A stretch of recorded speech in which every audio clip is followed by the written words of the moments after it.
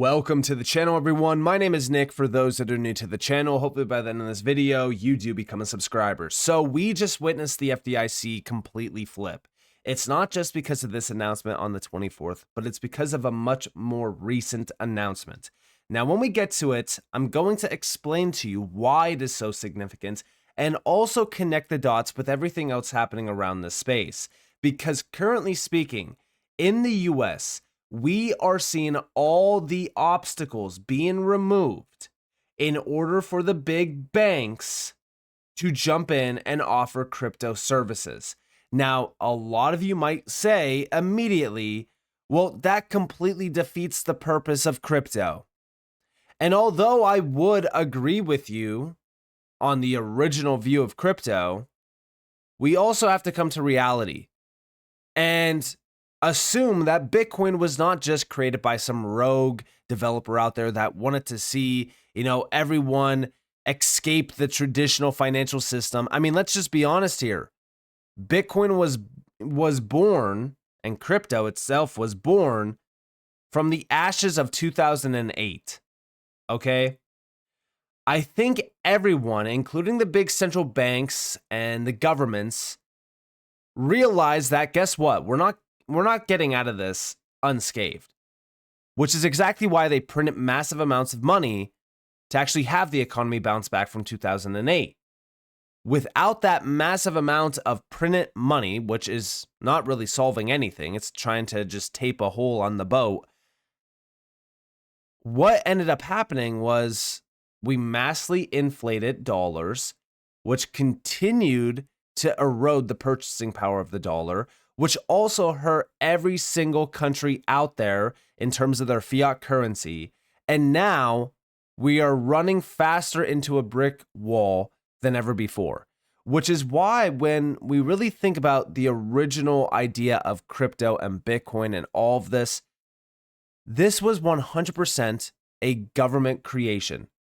Even right now, we continue to see the digital payments landscape evolving and being pushed and accelerated by who?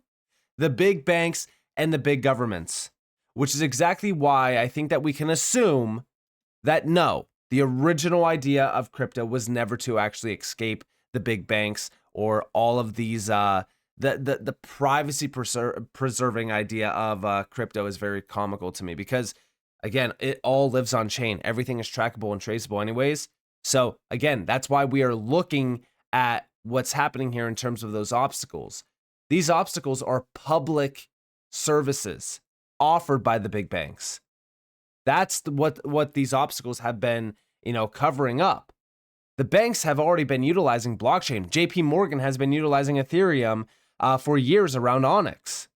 But this is public services offered by the big banks. These are the obstacles that are in place of that. But regardless of that, let's actually dive on in and let's start off with this post here from the banking GOP, which was news. The FDIC Gov is going to eliminate the use of reputational risk as a component of bank supervision. This follows the committee's passage of Senator Tim Scott's FIRM Act, which would codify the elimination of reputational risk across all federal banking regulators. Now, this was a huge move on the 24th. And in fact, David Sachs did quote it and said, big win for crypto. The FDIC Gov is following the OCC's lead in removing reputational risk as a factor in bank supervision. And yeah, for everyone that, missed that announcement, I'm sure that you didn't. On March 7th, the OCC, the Office of the Comptroller of the Currency, did put out a post clarifying bank authority to engage in certain cryptocurrency activities. Again, removing those barriers for banks to actually utilize cryptocurrency activities in the public view. And this was a big move. Now, on top of that, we go back over here and we do have reputational risk may sound good in theory, but it was defined as the potential that negative publicity regarding an institution's business practices, whether true or not, will cause a decline in the customer base, costly litigation, or revenue reductions. In practice, this vague and subjective criteria was used to justify the debanking of lawful crypto businesses through Operation Chokepoint 2.0. Banking criteria should be objective and quantitative, not based on the potential for untrue stories. Now, outside of this, we just got this update from the FDIC, and this is from their official X account. Today, we issued new guidance for FDIC supervised banks that clarifies the process for banks to engage in crypto-related activities. And we do, of course, have a quote from the acting chairman, Travis Hill. With today's action, the FDIC is turning the page on the flawed approach of the past 3 years. I expect this to be one of several steps the FDIC will take to lay out a new approach for how banks can engage in crypto and blockchain related activities in accordance with safety and soundness standards. Now, talking more so about this, we do have 2 quotes again from David Sachs, number 1, which we have: the FDIC has made it easier for banks to engage in crypto related activities. This is one of the best ways to mainstream crypto further. Which, by the way, yes, that's a big thing when it comes to the big banks offering crypto services. Mass adoption is achieved almost instantly. We also have over here from Bo Hines, another big win. The FDIC just dropped its 2022 rule requiring banks to get pre-approved before engaging with crypto-related activities, a huge step forward towards innovation and adoption. Now, if we're thinking about all of this, okay, so the FDIC has completely flipped, the OCC has completely flipped, SAB 121 repealed. I mean, it almost feels as if everything was already pre-planned. All of this is happening in such a quick manner, and it feels as if we are about to see the floodgates open for the big banks. But if we go over here to the actual FDIC announcements, we could see a summary, which we have on April 7th of 2022, the FDIC issued a financial institution letter. It was titled Notification of Engaging in Crypto-Related Activities, which established a prior notification requirement for FDIC-supervised institutions that wish to engage in crypto-related activities. They are now rescinding this letter and providing new guidance to clarify that FDIC-supervised institutions may engage in permissible crypto-related activities without receiving prior FDIC approval. Now, we do have a few highlights here. So this affirms that FDIC-supervised institutions may engage in permissible activities, including activities involving new and emerging technologies such as crypto assets and digital assets, provided that they adequately manage the associated risk. The FDIC expects that FDIC-supervised institutions conduct all activities in a safe and sound manner and consistent with the applicable laws and regulations. Now, again, if we're looking at all of this, it's quite comical that this is happening at this current moment in time. Why is that? Well, because the SEC recently put out a post on the 25th, and this was regarding their 4 roundtables that are incoming this year with the Crypto Task Force. And in fact, we have one upcoming on the 11th, which was Between a Block and a Hard Place, Tailoring Regulation for Crypto Trading. And then April 25th, Know Your Custodian, Key Considerations for Crypto Custody. May 12th, Tokenization Moving Assets on Chain, where TradFi and DeFi meet. And June 6th, DeFi in the American Spirit. So what are we seeing here? What's connecting the dots when it comes to this task force? Well, number 1, regulations around the big banks and around crypto are accelerating. We are starting to see this space becoming more regulated day by day as we do start to see more discussions happening like these ones outlined by the Crypto Task Force from the SEC. But if we look at what is specifically being mentioned there at the last 2 bullet points, tokenization, moving assets on chain, where TradFi and DeFi meet, that event, that roundtable is very interesting to me at a time where we're starting to see all of the obstacles being removed for the big banks to offer crypto services or even tap into crypto. Why? Well, because TradFi and DeFi are converging. That means that the big banks, the institutions, they're converging into the DeFi space. They're working with big players to achieve institutional DeFi. And what's crazy about this is that we know how big DeFi is becoming. We know how big stablecoins are becoming. This is happening at a perfect time. This is why I say that, this was already pre-planned. A lot of what we are seeing around the space, it's been planned since day one. But now we have the perfect landscape for all of it to become a reality. And remember, right, as regulations are starting to accelerate, we look at previous posts. Like, for an example, going back to January from the CNBC website, Bank of America CEO says financial industry will jump into crypto payments if regulators allow it. We know how big this was because very soon after we saw Morgan Stanley CEO say the exact same thing essentially on the 23rd. Now, when we go back to Bank of America, we obviously look at Ripple because even back in 2023, Ripple said that US banks will want to use XRP cryptocurrency after partial victory in the SEC fight. We now know that that SEC fight is completely over. And we know that regulations around this space are catching up. So it feels very consistent with what my main idea has been all along. Regulations are the key that will unlock the floodgates to have these big banks moving on chain. We are going to see everything moving on chain, aka we're going to see the tokenization. We're going to see crypto custody, tokenization, and trading all become a much bigger piece of the financial economy itself. Even in the US, right? The US right now is advancing faster than ever before.